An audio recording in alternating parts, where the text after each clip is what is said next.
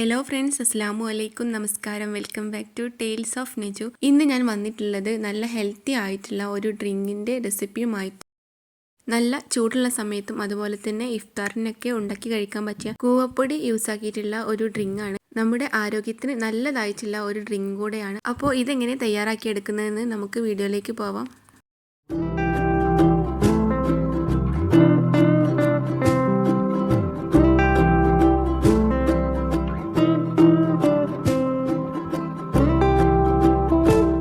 ഞാൻ ഈ ഒരു ഡ്രിങ്ക് ഉണ്ടാക്കിയെടുക്കാനായിട്ട് ഒരു പാത്രത്തിലേക്ക് 2 ഗ്ലാസ് വെള്ളമാണ് ഒഴിച്ചു കൊടുക്കുന്നത്. ഒരു 5 or 6 ആളുകൾക്ക് ഉണ്ടാക്കി കുടിക്കാൻ പറ്റുന്ന അത്രത്തോളം ഈ ഒരു അളവിൽ ഉണ്ടാക്കിയെടുക്കാനായിട്ട് പറ്റും.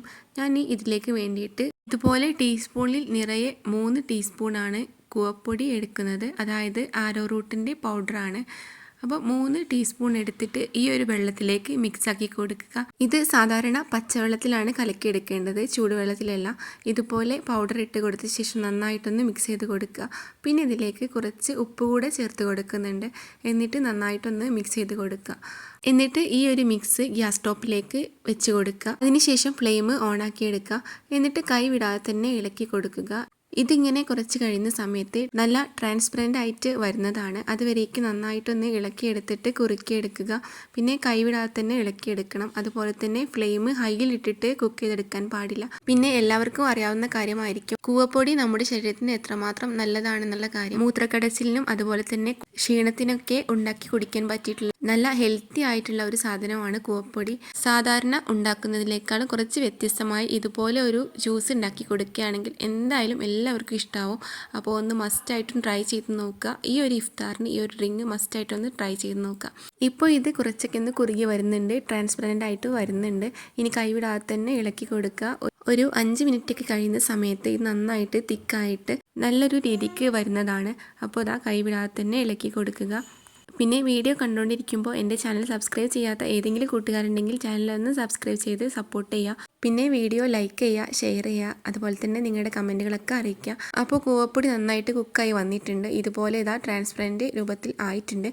ഇനി ഇതൊന്ന് തണുക്കാനായിട്ട് മാറ്റി വയ്ക്കണം. ഇത് നന്നായിട്ട് തണുത്ത ശേഷമാണ് ബ്ലെൻഡ് ചെയ്തെടുക്കേണ്ടത്.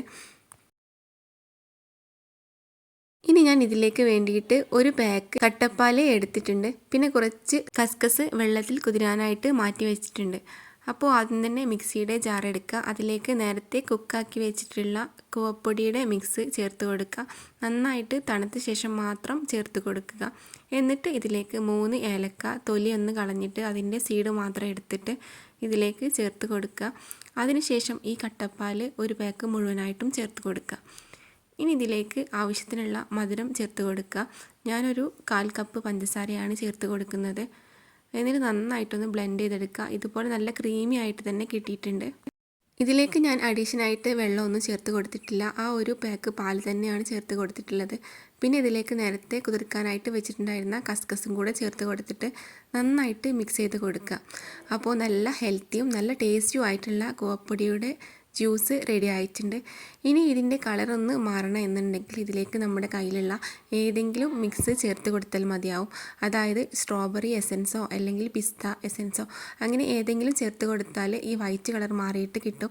അപ്പോൾ ഞാൻ ജസ്റ്റ് ഒന്ന് ഒരു ഗ്ലാസ്സിൽ ടൈഗറിൻ്റെ സ്ട്രോബെറി എസൻസിൻ്റെ ഒരു ഡ്രോപ്പ് ഉറ്റിച്ച് കൊടുക്കുന്നുണ്ട്.